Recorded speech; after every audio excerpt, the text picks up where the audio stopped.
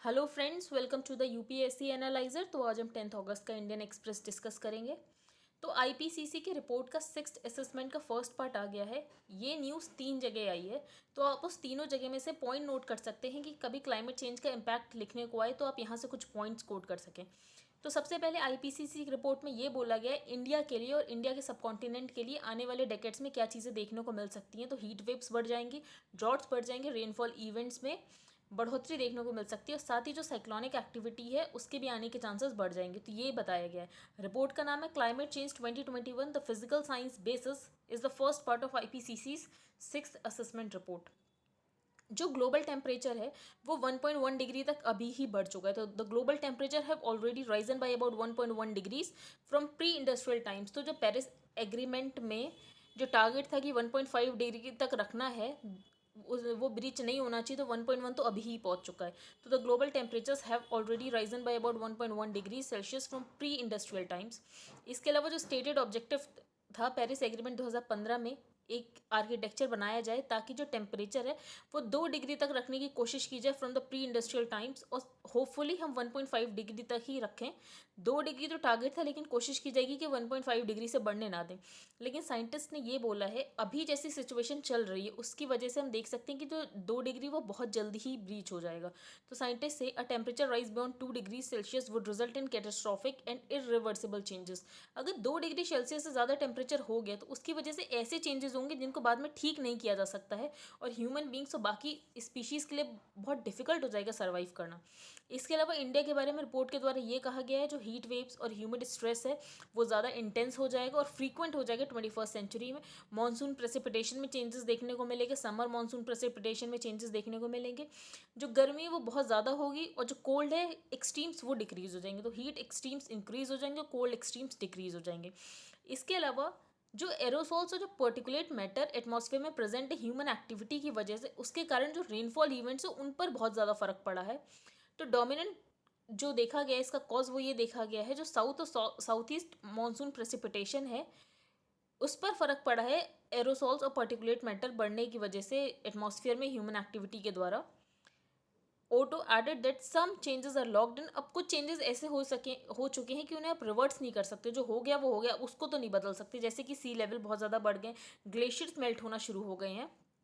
जो south west monsoon है वो डिक्लाइन हो गया है क्योंकि एटमॉस्फेयर में एरोसोल्स प्रेजेंट हो गए, पर्टिकुलेट मैटर प्रेजेंट हो गए।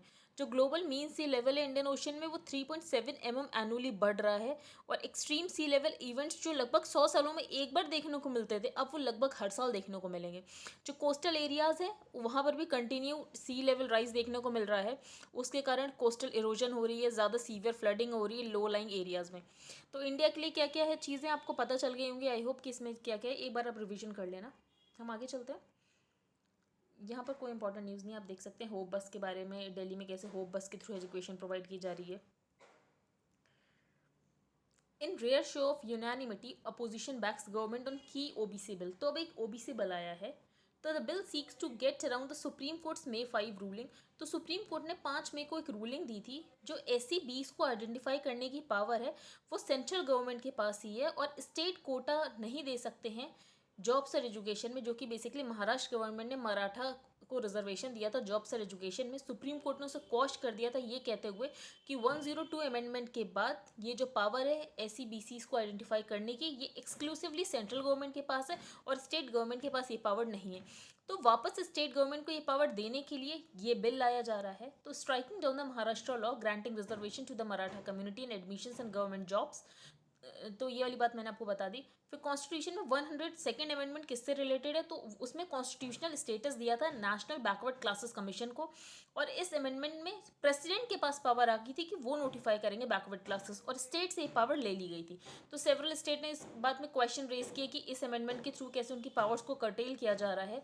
तो फिर बेंच ने यूनानिमसली अपहेल्ड किया कॉन्स्टिट्यूशन वैलिडिटी ऑफ 102 अमेंडमेंट। उसके बाद जो सेंट्रल गवर्नमेंट थी उन्होंने रिव्यू पिटीशन भी फाइल की, लेकिन उनकी रिव्यू पिटीशन को डिसमिस कर दिया गया। फिर गवर्नमेंट पार्लियामेंट के रूट से ये अमेंडमेंट लेकर आ रही कि स्टेट्स को वापस से पावर दे सके कि स्टेट्स भी SC 20 को आइडेंटिफाई कर सके और मराठास को जैसे रिजर्वेशन है वो मिल सके। फिर से हम आगे चलते हैं। यहाँ पर आईपीसीसी रिपोर्ट के बारे में ही है। अब जैसे बहुत सारी कंट्रीज़ हैं, उन्होंने अपना नेट ज़ीरो टारगेट दे दिया, जैसे कि अमेरिका, चाइना, लेकिन इंडिया ने अभी ऐसे नेट ज़ीरो न्यूट्रलिटी वाली कोई बात नहीं की है।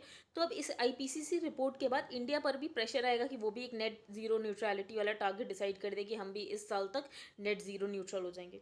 तो warning that 1.5 degree celsius warming was likely to be achieved even before 2040। तो आईपीसीसी की रिपोर्ट में ये बोला गया जो 1.5 डिग्री का सेल्सियस की वार्मिंग है वो लगभग 2040 से पहले ही हम अचीव कर लेंगे। इसके अलावा for India it is likely to translate into increase pressure. अब इंडिया के ऊपर ज़्यादा प्रेशर डाला जाएगा कि आप भी अपना नेट जीरो टारगेट बताओ, एक डेडलाइन बताओ जब आप भी अपने कार्बन सिंक को कार्बन एब्जॉर्प्शन के बराबर कर दोगे, मतलब बेसिकली जितना भी कार्बन एमिट हो रहा है उतना ही एब्जॉर्ब हो जाए। अब आईपीसीसी जो असेसमेंट रिपोर्ट्स होती हैं वो पॉलिसी प्रिस्क्रिप्टिव नहीं होती कि आईपीसीसी की असेसमेंट रिपोर्ट के बेसिस पर पॉलिसी बना दो, नहीं। वो ये भी नहीं बोलते कि कंट्रीज़ को क्या करना है, लेकिन ये नेगोशिएशन के काम बहुत आती है। जैसे कि पेरिस एग्रीमेंट है, वो भी आईपीसीसी के असेसमेंट के रिपोर्ट के बेसिस पे ही नेगोशिएट किया गया है। अब जो 1.5 डिग्री सेल्सियस टेम्परेचर वो जल्द ही होने वाला है, तो अब सारी कंट्रीज़ के ऊपर प्रेशर डाला जाएगा कि आप अपना एमिशन कट करो। इंडिया पर भी प्रेशर डाला जाएगा कि आप अपना नेट जीरो टारगेट बताओ जल्द से जल्द। तो more than 100 countries have announce their intention to achieve net zero emissions. तो लगभग 100 कंट्रीज ने अपना नेट जीरो एमिशंस का टारगेट बता दिया है। इसमें कुछ मेजर इमर्टर्स भी हैं, जैसे कि United states, China, European union. India जो कि third largest emitter in the world, अभी इंडिया ने ऐसा कोई टारगेट नहीं अनाउंस किया है। तो आईपीसीसी के अकॉर्डिंग जो ग्लोबल नेट जीरो 2050 तक करना पड़ेगा अगर हम मिनिमम टेम्परेचर 1.5 डिग्री तक रखना चाहते हैं। और बिना इंडिया के पॉसिबल नहीं, क्योंकि इंडिया थर्ड लार्जेस्ट एमिटर है। तो चाइना, उन्होंने भी अपना वर्ल्ड का बिगेस्ट एमिटर है, तो उसने नेट जीरो गोल 2060 का बोला है। तो चाइना वैसे 2040 तक कर लेना चाहिए, क्योंकि 2040 में ही ब्रीच हो जाएगा 1.5 डिग्री। तो चाइना को अपना फिर टारगेट आगे लेकर आना चाहिए। 2060 क्यों का रखा है, 2030, 35 या 40 करे। तो even the countries that have placed net zero target, तो जिन कंट्रीज ने नेट जीरो टारगेट प्लेस भी किया तो उन्होंने 2035 से उसके बियॉन्ड की बात की है, जबकि तब तक तो टेम्परेचर इतना बढ़ ही चुका होगा। IPCC report could also lead to renewed demands that all countries। अब इसके अलावा जो नेशनली डिटरमाइंड कॉन्ट्रीब्यूशंस होते हैं पेरिस एग्रीमेंट में, इसको भी वापस से अपडेट करने की बात की गई है नए रिपोर्ट के बेसिस पे। तो IPCC report could also lead to renewed demands that all countries update their climate action plan। तो जो भी कंट्रीज के क्लाइमेट एक्शन प्लान है वो उसे जल्द से जल्द अपडेट करें। तो नेशनली डिटरमाइंड कॉन्ट्रीब्यूशंस है। पेरिस एग्रीमेंट में हर कंट्री को एनडीसी अपने देने होते थे। इंडिया के क्या एनडीसीज है ये आप मुझे कमेंट सेक्शन में बताइएगा। These NDCs have to be updated with stronger action, और हर 5 साल में अपडेट करने थे 2025 से। लेकिन पेरिस एग्रीमेंट में रिक्वेस्ट किया गया कंट्रीज़ को कि आप ये अपडेशन 2020 से ही शुरू कर दो, लेकिन फिर कोविड आ गया तो 2021 एक्सटेंड कर दी कि आप 2021 के एंड ऑफ जुलाई तक अपने अपडेट करो एनडीसीज जो भी हैं, मतलब और ज़्यादा टारगेट्स रखो क्लाइमेट से लड़ने के लिए, क्लाइमेट चेंज से। हम आगे चलते हैं। अगर आप बिहार के हैं तो आप इस न्यूज़ को डिटेल में पढ़ लेना, वरना एक खास इंपॉर्टेंट नहीं है। तो अब ये जो पोस्ट मैट्रिक स्कॉलरशिप देनी होती है, जो कि बेसिकली सेंट्रली स्पॉन्सर्ड स्कीम है शेड्यूल कास्ट और शेड्यूल ट्राइब स्टूडेंट्स के लिए, तो लगभग बहुत 3 सालों से वो नहीं दी गई बिहार के स्टूडेंट्स को। कुछ में तो 6 साल हो गए जिनको स्कॉलरशिप नहीं मिली है।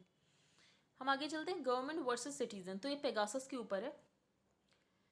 सबसे पहले ऑथर ने ये बोला है, ये जो लिस्ट आई थी जिसमें लगभग 50,000 फ़ोन नंबर्स थे, उसमें इंडिया में भी 300 लोगों के फ़ोन नंबर्स थे। तो but the presence of these numbers, तो अगर ऐसे नंबर हैं तो भले ही पेगासस ने उसमें नहीं इंस्टॉल हुआ उनके फ़ोन्स में, लेकिन एक बार इन्वेस्टिगेशन तो बनती है। जैसे कि फ्रेंच और इजरायली गवर्नमेंट्स ने इन्वेस्टिगेशन को ऑर्डर किया, तो इंडियन गवर्नमेंट को भी एक इन्वेस्टिगेशन तो ऑर्डर करनी चाहिए। तो but the presence of these numbers does call for a thorough investigation instead of another word salad being offered by the government. जैसे कि फ्रेंच और इजरायली गवर्नमेंट ने ऐसा इन्वेस्टिगेशन ऑर्डर किया है, तो इंडिया को भी करना चाहिए। और ऑथर ने अब यहाँ पर ऑथर का ये पॉइंट है, ये जो हम अभी देख रहे हैं स्नूपिंग, तो ये पहली बार स्नूपिंग नहीं हो रही इस गवर्नमेंट के द्वारा। 2019 में भी स्नूपिंग हुई थी। ये एलेज किया गया था जो एनएसओ सॉफ्टवेयर है वो गवर्नमेंट ऑफ इंडिया यूज़ करती है, व्हाट्सएप की वल्नरेबिलिटी को यूज़ करके इलीगली स्पाई करती है। लगभग 24 सिटीजन्स और 121 इंडियंस का अकाउंट हैक किया गया था। तो इसके बाद भी किसी ने बात मानी नहीं कि नहीं स्नूपिंग हुई है, पर ऑथर के अकॉर्डिंग ये एलेज था 2019 में भी कि स्नूपिंग हुई थी। फिर इसके अलावा ऑन मार्च 11, अब जब डेली रॉयट्स हुए थे तो डेली रॉयट्स में आइडेंटिफाई करने के लिए रॉयटर्स को कि कौन है, फेशियल रिकग्निशन का यूज़ किया गया था। तो on March 11 the Indian government casually announce the adoption of facial recognition. तो ऑथर ने बोला अगर आप ऐसे फेशियल रिकग्निशन करोगे तो आप एक सर्विलांस स्टेट बना रहे हो। तो we were told that using photographic and other information from government databases, तो लगभग 1100 उन्होंने ऐसे पार्टिसिपेंट्स को आइडेंटिफाई किया था। फिर लगभग उन्होंने फेशियल रिकग्निशन से 1900 पार्टिसिपेंट्स को आइडेंटिफाई कर लिया। तो यहाँ पर ऑथर का ये पॉइंट है, जो एडवांस डेमोक्रेसीज हैं जैसे कि यूरोपियन यूनियन और बहुत सारे स्टेट्स यूएस में, उन्होंने फेशियल रिकग्निशन को पब्लिक स्फीयर में ऑल टुगेदर यूज़ करना बंद कर दिया। और यहाँ पे ऑन द कंट्रेरी इंडिया क्या कर रहा है, फेशियल रिकग्निशन को और ज़्यादा एडवांस कर रहा है। तो हम धीरे धीरे सर्विलांस स्टेट में कन्वर्ट हो रहे हैं। इसके अलावा कुछ सर्विलांस मैकेनिज्म है जो कि गवर्नमेंट यूज़ करती है। गवर्नमेंट के 3 प्रोजेक्ट हैं, CMS, नेटग्रिड, नेत्र। These projects operate under complete secrecy. तो ऑथर ने बोला ये जो प्रोजेक्ट्स हैं गवर्नमेंट के, CMS, नेटग्रिड, नेत्र, इसके बारे में कोई भी पब्लिकली अवेलेबल इन्फॉर्मेशन है ही नहीं। CMS और नेत्र सबसे ज़्यादा इन्वेसिव है क्योंकि इसके बारे में पब्लिक के पास कोई इन्फॉर्मेशन नहीं है। नेटग्रिड बिल्ट हुआ था एक इंटेंट के लिए कि गवर्नमेंट एजेंसीज को इनेबल किया जाए कि वो इंसानों की, जैसे जो भी उनके सिटीजन्स, उनके बैंक अकाउंट डिटेल्स ले सकें, ट्रांजैक्शन डिटेल्स ले सकें। तो ऑथर ने बोला ये जो सुप्रीम कोर्ट ने पुट्टा स्वामी जजमेंट में जो बात बोली थी, राइट टू प्राइवेसी, ये उसके बिल्कुल अगेंस्ट है। तो there seems to be concerted efforts to create a surveillance state. तो इन सारी चीज़ों से पता चलता है कि कैसे एक सर्विलांस स्टेट बनाने की बात की जा रही है। अब इसको काउंटर कैसे किया जा सकता है, तो first we should not allow this to be yet another scandal. तो सबसे पहली बात, ये जो पेगासस का स्कैंडल है, इसे ऐसा नहीं कि अभी तो हमारे टेंशन में, थोड़े दिन बाद सब लोग इसे भूल जाए, नहीं। दूसरी बात, एक इंडिपेंडेंट इंक्वायरी कमीशन होनी चाहिए, और इंडिपेंडेंट इंक्वायरी कमीशन में 1 या 2 सुप्रीम कोर्ट के जजेस नहीं होनी चाहिए, बल्कि एक पूरा पैनल होना चाहिए जिसमें जुडिशरी हो, सिविल सोसाइटी हो, टेक्निकल मेंबर्स हो। इसके अलावा ऑथर ने ये बोला ये मैटर सीबीआई को नहीं भेजा जाना चाहिए, क्योंकि जो सुप्रीम कोर्ट है वो भी बोल चुकी, जो सीबीआई है वो सिर्फ एक केज्ड पैरट है। थर्ड, अगर independent judicial inquiry supreme court ने नहीं ऑर्डर की, तो जैसे वेस्ट बंगाल ने एक इंक्वायरी ऑर्डर की, वैसे ही बाकी स्टेट्स भी अपनी इंक्वायरी ऑर्डर कर सकते हैं। फोर्थ, जो भी विक्टिम्स हैं जिनका भी नाम आया उस लिस्ट में, वो कोर्ट्स पुलिस को अप्रोच करें। Court should stop buying the catchall argument of national security. और जैसे गवर्नमेंट ऑफ इंडिया बोलती है कि नेशनल सिक्योरिटी में वो ऐसा कर सकती है, सर्विलांस करा सकती है, तो governments right to have continuous access to our data. तो जो भी गवर्नमेंट के पास राइट है कि वो हमारा कंटिन्यूस एक्सेस, हमारे डेटा को ले सकते हैं, तो इसको भी वायलेशन मानना चाहिए कॉन्स्टिट्यूशनल ह्यूमन राइट्स का। और जो भी गवर्नमेंट के प्रोजेक्ट्स हैं जैसे कि CMS, नेटग्रिड, नेत्र, इनकी इन्फॉर्मेशन पब्लिकली अवेलेबल होनी चाहिए। 6th, we must use this opportunity to force parliament, और साथ ही पार्लियामेंट को फोर्स करना चाहिए कि वो एक डेटा प्रोटेक्शन बिल लेकर आए। तो आपको ये 6 पॉइंट्स पता होने चाहिए कि आप आंसर राइटिंग में कोट कर सकें। कि पहला, ऐसे हमें कुछ टाइम तक तो लगता है हाँ ये बहुत बड़ा मुद्दा है, फिर थोड़े टाइम तक सब लोग भूल जाते हैं। दूसरी, इंडिपेंडेंट इंक्वायरी कमीशन होनी चाहिए। तीसरी, हर स्टेट्स अपनी इन्वेस्टिगेशन शुरू कर सकता है। और चौथी, जो भी विक्टिम्स है वो सीधे कोर्ट को अप्रोच करे। इसके अलावा जो ये CMS, नेटग्रिड जैसे प्रोजेक्ट्स हैं उनकी इन्फॉर्मेशन पब्लिकली अवेलेबल कराई जाए। और 6th, ये कि एक डेटा प्रोटेक्शन बिल की ज़रूरत है। हम आगे चलते हैं। यहाँ पे द गल्फ इन अफगानिस्तान, तो ये एडिटोरियल में बेसिकली ये बोला गया है कि गल्फ क्या इंपॉर्टेंट रोल प्ले करता था और आज उसका क्या रोल है अफगानिस्तान में जो भी चेंजेस हो रहे हैं।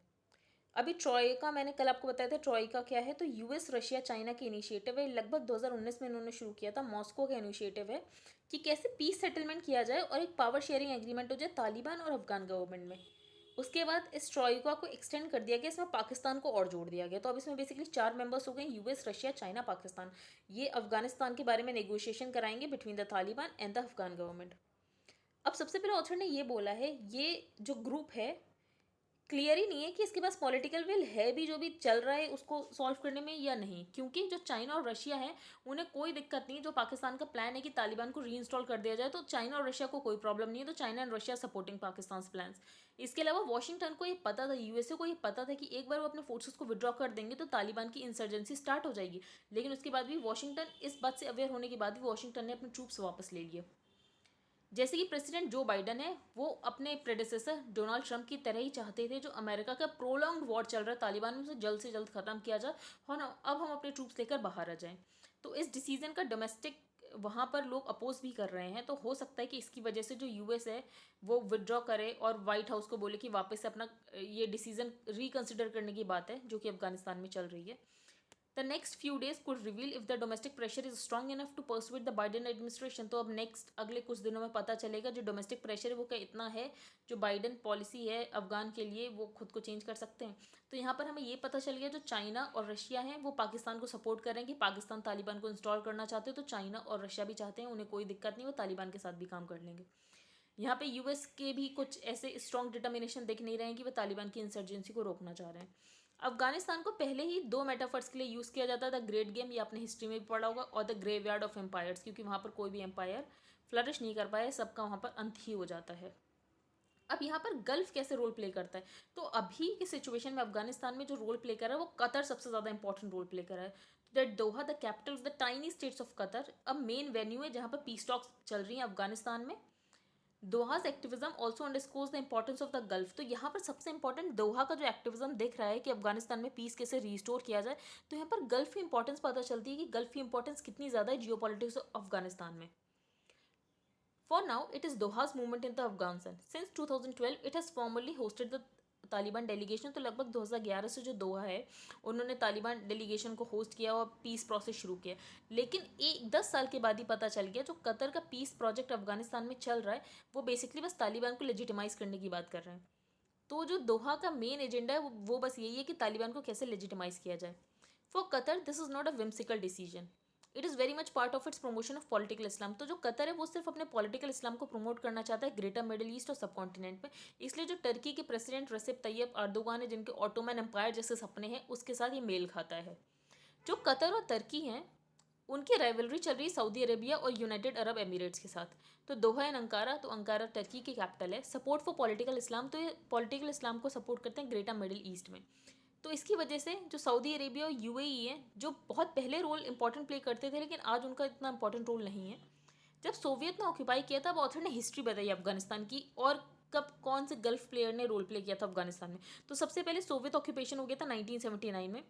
तो सऊदी अरेबिया सिग्निफिकेंट सोर्सेज लेकर आया था, यूएस पाक मोबिलाइजेशन हो गया था जिहाद का। उसके बाद जो गॉडलेस कम्युनिस्ट थे काबुल, उनके खिलाफ कू हो गया था।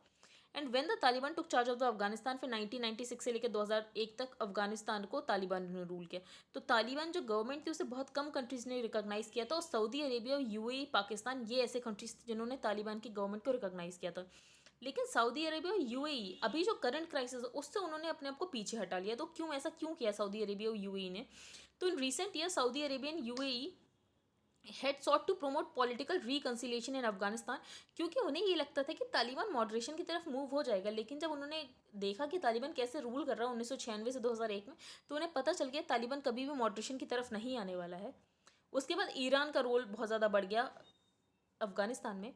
जो ईरान के शाह थे उन्होंने वहाँ पर अपना मेन रोल प्ले करना शुरू कर दिया। लेकिन जब ईरान के शाह का आउटस्टर हुआ और साथ ही इस्लामिक रिपब्लिक इन 1979 बन गया, ईरान इराक वॉर हो गया, तो उसके बाद ईरान भी मार्जिनलाइज हो गया। जो भी अफगानिस्तान की पीस नेगोशिएशन, उससे ईरान ने खुद को पीछे हटा लिया।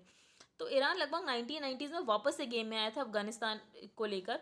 लेकिन उसके बाद उसने रशिया के साथ काम करना भी शुरू किया, इंडिया के साथ भी काम करना शुरू किया, और इस बार जो ईरान का स्टैंड था वो था एंटी तालिबान। फिर उसके बाद जब यूएस ने एंटर किया अफगानिस्तान में 9/11 अटैक्स के बाद, तो यहाँ पर Tehran and Washington have been an odds in Afghanistan. तो but once the US declared Iran as part of the axis of evil, लेकिन जब ईरान और यूएस के बीच की ही नहीं बनी, जब यूएस ने ईरान को एक्सेस ऑफ एविल में डिक्लेयर कर दिया, उसके बाद जेसीपीओ से भी अभी बाहर निकाल दिया, तो ईरान और यूएस की तो वैसे भी ठीक नहीं बनती है। तो उसके बाद से ईरान ने अपना रोल प्ले करना बंद कर दिया अफगानिस्तान में। रशिया ने ईरान को बुलाया ट्रॉयका मीटिंग के लिए, लेकिन इंडिया को नहीं बुलाया है। तो इंडिया को ट्रॉयका मीटिंग के लिए नहीं बुलाया गया, लेकिन ईरान को बुलाया गया। लेकिन ईरान भी जाना नहीं चाहता है। तो Iran did not want to sit at the same table with the US, क्योंकि यूएस के साथ तो ईरान की वैसे भी नहीं बनती, तो ईरान बिल्कुल भी नहीं जाना चाहता है। और साथ ही यहाँ पे जैसे इंडिया को पीछे हटा दिया गया, इंडिया को नहीं लेकर आ रहे हैं, और इनका ये कहना है ट्रॉयका का कि हम इंडिया को लेकर आएंगे लेकिन पोस्ट कन्फ्लिक्ट इकोनॉमिक रिकंस्ट्रक्शन में लेकर आएंगे, कि एक बार पहले कन्फ्लिक्ट सॉल्व हो जाए और इकोनॉमिक रिकंस्ट्रक्शन की बात हो तब हम इंडिया को लेकर आएंगे मीटिंग्स में, पर उससे पहले हम इंडिया को इन्वाइट नहीं कर रहे हैं। But the idea that great powers can shepherd the regional actors towards predefined goals in Afghanistan is an illusion. तो ऑथर ने ये बोला जैसे हम तो रीजनल एक्टर्स हैं अफगानिस्तान को लेकर, जो इंडिया है वो रीजनल एक्टर है।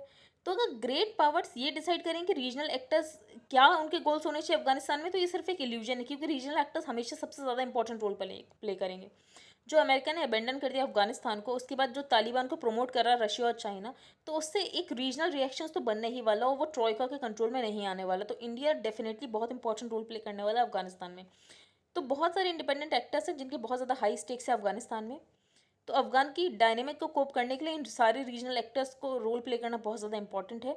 तो इंडिया भी ईरान के साथ अब अपने रिलेशंस बढ़ा रहा है। फॉर एग्जांपल इंडिया जब ईरान के न्यू प्रेसिडेंट की भी स्वेरिंग इन सेरेमनी थी, तो इंडिया भी उसमें इन्वाइटेड था। इसके अलावा Saudi Arabia and the UAE whose interest are threaten by Taliban regional extremism, तो सऊदी अरेबिया और यूएई जो तालिबान इतना रिलीजियस एक्सट्रीमिज्म है, तो सऊदी अरेबिया और यूएई भी इसके द्वारा थ्रेटन है, तो ये सब भी शांत बैठने वाले तो है नहीं, तो यहाँ पर जो रीजनल डायनेमिक्स चेंज होने वाली है वो देखने वाली चीज़ है। यहाँ पर नेक्स्ट हम डिस्कस करेंगे लेस्ट वी फॉरगेट एरवाडी। यहाँ पर मेंटल हेल्थ की बात की गई है, तो सबसे पहले मेंटल हेल्थ को एक तो स्टिग्मा की तरह देखा जाता है कि मेंटल हेल्थ बहुत ज़्यादा हाई स्टिग्मा कैरी करके बैठा होता है। Care givers flock to these faith based facilities in the hopes of finding a cure. अब जो प्राइवेट प्लेयर्स है वो एडवांटेज लेते हैं इन वल्नरेबिलिटीज़ का, लोगों को साइकोलॉजिकल इश्यूज होते हैं तो उनको ग्रुप करके एक शेल्टर में बांध दिया जाता है, तो ये सारी चीज़ें हैं। इंडिया ने convention on the right of person with disability in 2007 को रेटिफाई कर रखा है, साथ ही right of person with disabilities act 2016, इसके अलावा मेंटल हेल्थ केयर एक्ट 2017। इसके बाद भी हमारे यहाँ जो डिसेबल्ड लोग होते हैं उन्हें कैसे ट्रीट किया जाता है, उन्हें बिल्कुल भी ठीक तरीके से नहीं ट्रीट किया जाता, उन्हें शेल्टर में रखा जाता है, उन्हें चेन से बांधा जाता है। तो states have failed to uphold the human rights of people with disabilities in general, तो ऑथर ने सबसे पहले ये बात बोली है जो स्टेट्स हैं वो फेल हो गए हैं उन लोगों की ह्यूमन राइट्स को प्रिजर्व करने के लिए जो कि डिसेबल्ड है, and those with psychological and intellectual disabilities in particular. और इसके अलावा जिनको साइको सोशल या फिर इंटेलेक्चुअल डिसेबिलिटीज है उनको तो उनके भी बिल्कुल भी राइट्स प्रोटेक्ट नहीं किए गए हैं। तो चेनिंग किसी भी फॉर्म में इन एनी वे और फॉर्म इज आउटलॉड, तो उसको आउटलॉ किया गया मेंटल हेल्थ एक्ट के थ्रू, तो उसको मेंटल हेल्थ केयर एक्ट के थ्रू आउटलॉ किया गया। उसके बाद भी देखा जाता है कि शेल्टर होम्स में कैसे चेन में लोगों को रखा जाता है। इसके अलावा जो 2021 का थीम था वो ये था mental health in an unequal world. अब सबसे पहले ऑथर ने बोला जो कंट्रीज है स्विट्जरलैंड और स्पेन जैसे, वो डिसेबल्ड लोगों को उन्होंने इंस्टीट्यूशन से बाहर निकाल गया कोविड-19 पैंडेमिक के दौरान। इसके अलावा यूनाइटेड स्टेट्स और चिले ने एक स्पेसिफिक गाइडलाइंस निकाली उन लोगों के लिए जो होमलेस हैं और साथ ही डिसेबल्ड भी हैं। यूके गवर्नमेंट ने भी उन प्रिजनर्स को बाहर निकाल दिया, प्रिजनर्स को जो कि डिसेबिलिटीज़ के साथ कोप अप कर रहे हैं एन एल्डरली। लेकिन ऑथर ने बोला अगर हम इंडिया की सिचुएशन देखें तो यहाँ पे बेसिकली जो ट्राइबल राइट एक्टिविस्ट हैं, सेंट्रल यूनिवर्सिटी प्रोफेसर हैं, फॉर एग्जांपल जैसे कि स्टैन स्वामी को पार्किंसन डिजीज थी तो उनको सिपर लेने में इतना टाइम लग गया, तो यहाँ पर हम मेंटल हेल्थ के लोगों का क्या ही ध्यान रखते होंगे शेल्टर्स में। जो ministry of state minister of health and family welfare का ये कहना है जो MHCA के एक्ट के अंदर जो रूल्स बनाए गए हैं वो सिर्फ 8 स्टेट्स के द्वारा बनाए गए हैं। इन सब चीज़ों से ये पता चलता है कि हमने लॉ को कभी लेटर और स्पिरिट में फॉलो ही नहीं किया और सिर्फ ग्लोबल मेंटल हेल्थ मूवमेंट एक बज़वर्ड है इंडिया के लिए। तो यहाँ पे ज़रूरत है जो सुप्रीम कोर्ट इंटरवेंशन ज़रूरत है कि जो लोग साइको सोशल डिसेबिलिटीज़ के साथ जी रहे हैं उनको डिग्निटी की लाइफ प्रोवाइड करना। तो आई होप आपको ये समझ आ गया होगा बेसिकली मेंटल हेल्थ को कैसे स्टिग्मेटाइज किया जाता है, फिर इंडिया ने कौन कौन से कन्वेंशन रेटिफाई कर रखे हैं, मेंटल हेल्थ केयर एक्ट बना रखा है, उसके बाद भी हम देख रहे हैं जो 8 स्टेट्स हैं सिर्फ उन्हीं ने रूल्स बना रखे हैं मेंटल हेल्थ केयर एक्ट के अंदर। साथ ही सुप्रीम कोर्ट को इंटरवेंशन की जरूरत करने की ज़रूरत है कि जो साइको सोशल एबिलिटी से लोग जूझ रहे हैं उनको डिग्निटी के साथ लाइफ प्रोवाइड की जाए। हम आगे चलते हैं। यहाँ पे आपको कुछ प्रोविंसेस पता होनी चाहिए। अब नई प्रोविंसेस को तालिबान ने कैप्चर कर लिया। सबसे पहले आईबाक जो कि कैपिटल है नदर्न प्रोविंस ऑफ समानगन, इसके अलावा Zaranj in the southern province of Nimroz, Sar-e-Pol in the northern province of same name and Taloqan in the north eastern Takhar province. आप ये भी देख लीजिएगा कि नॉर्थ टू साउथ कैसे अरेंज करना, ईस्ट टू वेस्ट कैसे अरेंज करना, हो सकता है एग्जाम में पूछ लें। तो कुंदूज लश्कर गए, इसके अलावा हेलमांड प्रोविंस, तो ये सारे लोकेशन की ये सब अफगानिस्तान में। आईबाक जो कि कैपिटल है नदर्न प्रोविंस ऑफ समानगन की, जरांस जो कि सदर्न प्रोविंस ऑफ निमरोज में, Sar-e-Pol in the northern province of the same name और Taloqan in the north eastern Takhar province. इसके बाद कुंदूज और लश्कर और हेलमंड। हम आगे चलते हैं। अब हम एक्सप्लेन सेक्शन डिस्कस करेंगे। तो सबसे पहले IPCC की रिपोर्ट के बारे में बताया गया है। तो इंटेंस इवेंट्स देखने को मिल रहे हैं रिसेंट ईयर्स में, जैसे कि frequent heat waves, increase incidents of extreme rainfall, sea levels में राइज देखने को मिला है, ड्रॉट्स बढ़ते हुए दिखे हैं। तो IPCC की रिपोर्ट में सारी चीज़ें बताई गई हैं। तो सबसे पहले IPCC की जो इससे पहले की रिपोर्ट थी वो ये बोलती थी कि ह्यूमन एक्टिविटीज़ की वजह से लाइकली टेम्परेचर बढ़ सकता है, लेकिन इस वाली रिपोर्ट में ये बोला गया है कि ह्यूमन एक्टिविटीज़ की वजह से ही टेम्परेचर बढ़ रहा है। तो अभी लाइकली और मोस्ट लाइकली वाली बात थी, लेकिन अब ये बोल दिया जो ग्लोबल टेम्परेचर में हम राइज देख रहे हैं वो डायरेक्ट रिजल्ट है ह्यूमन एक्टिविटीज़ का।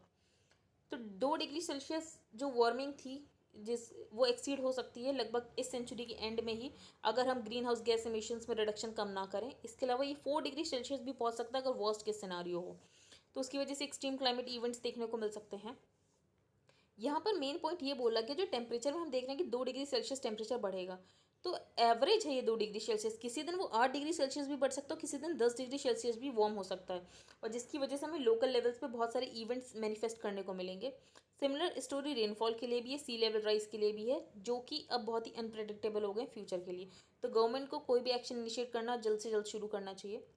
अब impacts already being felt. The impact projected at 2 degree Celsius of warming would be present at 1.5 degree as well and are being witnessed even now. तो उसकी वजह से हम ऐसे इवेंट्स देख ही रहे हैं, इंटेंस इवेंट, जैसे कि हर हाफ डिग्री अगर एडिशनल होगा टेम्परेचर तो उसकी वजह से जो हॉट एक्सट्रीम्स है वो बढ़ जाएंगे.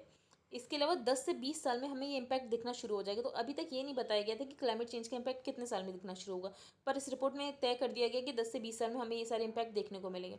इसके अलावा सिक्स्थ असेसमेंट रिपोर्ट में कंपाउंड इवेंट्स की भी बात की. कंपाउंड इवेंट्स मतलब एक इवेंट और बैक टू बैक दूसरा इवेंट भी आ जाए, या एक इवेंट के साथ ही दूसरा साइमल्टेनियस इवेंट आ जाए. यहाँ पर ऑथर ने एग्जाम्पल दिया उत्तराखंड का. उत्तराखंड में हैवी रेनफॉल और रेनस्लाइड्स हुई, साथ ही उसके साथ ही फ्लडिंग होगी. तो हैवी रेनफॉल, लैंडस्लाइड, फ्लडिंग सब एक साथ हो रही, जिसकी वजह से हमें कंपाउंड इवेंट्स देखने को मिल रहे हैं. अब हिमालयन रीजन में ग्लेशियल लेक आउटबस्ट होता है और उसके बाद ही हैवी रेनफॉल और फ्लडिंग हो जाती. तो कंपाउंड इवेंट्स और ज़्यादा डेडलियर होते हैं, क्योंकि अगर टुगेदर कोई चीज़ होती है तो जो कम्युनिटी उनके पास बहुत कम टाइम होता है रिकवर होने के लिए. यहाँ पर बात की गई है नॉर्थ अटलांटिक ओशन सर्कुलेशन की.